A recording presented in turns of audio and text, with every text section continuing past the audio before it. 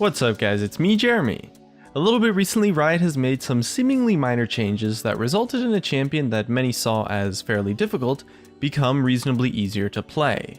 Maybe it didn't happen on the most recent patch, but there's multiple examples of this happening throughout Season 6.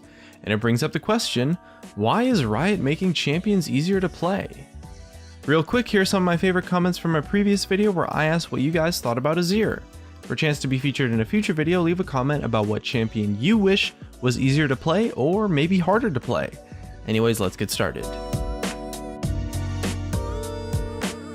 The most recent examples of this occurring involves the patch 6.3 change to Alistar and the patch 6.2 change to Cassiopeia, as well as kind of the patch 5.12 change to Ryze a while back.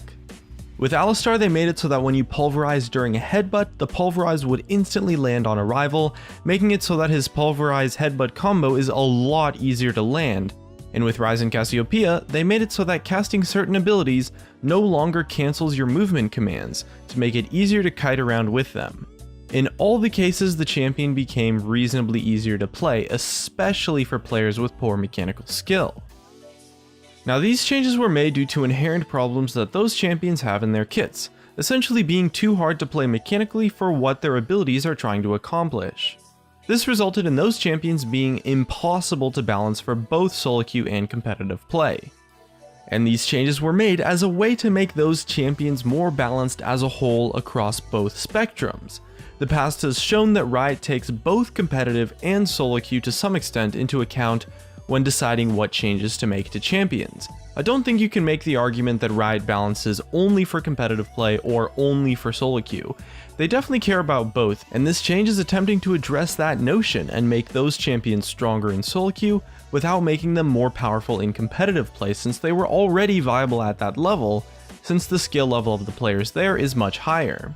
And those three champions in specific were examples of champions who were, in their prime, broken in competitive play but had incredibly low win rates in solo queue for how good they actually were at the highest level.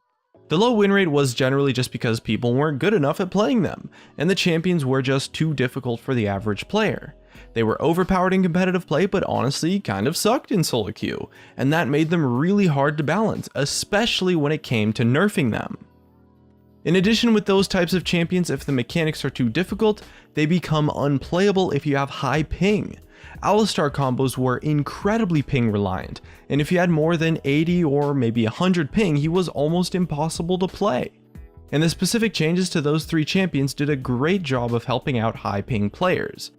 Now, how much Riot takes the high ping audience into account, it's hard to say, but I can say that a vast amount, easily a few million if not more players, play with ping above 80 to 100. So it is a very real audience, although it's definitely not the main reason for those changes and might not even be taken into account, honestly. It's just a group of people who do benefit a lot from these changes. But what these changes did do is that it's Riot's way of buffing those hard to play champions in solo queue without buffing them very much or even at all in competitive play. It makes those champions easier to balance as a whole in the eyes of Riot, and a lot more friendly to pick up for solo queuers. And after they address that problem, it becomes much easier to nerf or buff those champions based on what they want those champions to do, since they no longer have to worry as much about making those champions unplayable in solo queue, while they're completely broken in competitive play or vice versa. These champions just could not be fairly balanced in competitive play without making them completely unplayable for solo queue, and this type of balancing helps Riot address that inherent problem and leads to champions that are viable in both competitive play and in solo queue, which is great. But personally, I'm not sure if I agree with all of these changes. It's a little bit hard to say and I'm kind of on the fence. Difficult champions are one of the most interesting and exciting aspects of a MOBA in terms of gameplay for a lot of people. A champion being more difficult to play often makes them have a lot more options and thus more outplay potential, which for a lot of people makes them a lot more fun, and is also a great element of gameplay to have in a game like League of Legends. The game needs difficult champions, just how the game needs easy champions, to create a better gameplay experience for everyone. With Cassiopeia specifically, I think the change to her was honestly great. The The reason why is because in making her easier to play in the way that they did, it also accomplished what making a champion hard to play normally should, which is to give them more options and more outplay potential. By no longer having to worry about kiting properly, you could focus a lot more on dodging skill shots, landing your skill shots, and microing your poison. Although this change made Cassiopeia easier to play, undoubtedly, it doesn't even come close to making her an easy champion. She still has a ridiculous amount of mechanical skill needed to do well with her, and a ton of things to worry about. But with this change, they made Cassiopeia easier to play and gave her more outplay potential by allowing you to focus on other mechanics instead of direct kiting. And Cassiopeia, in my eyes, is one of the most interesting and complex champions League of Legends has to offer, and that was kept intact with this change for sure. And the Rise change wasn't too far off from the same thing Cassiopeia was trying to accomplish. I guess it just comes down to kiting being a mechanic that shouldn't really exist, or at least should be a lot easier in a sustained DPS caster who wants to land skill shots and also micro some part of their kit, which I do think is pretty reasonable.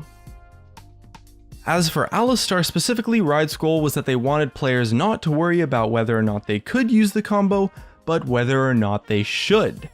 Now, I'm not sure how much I actually agree with that reasoning. I mean, when you play Alistar, it's like you almost always should be using the combo. It's like a short-range Malphite ultimate.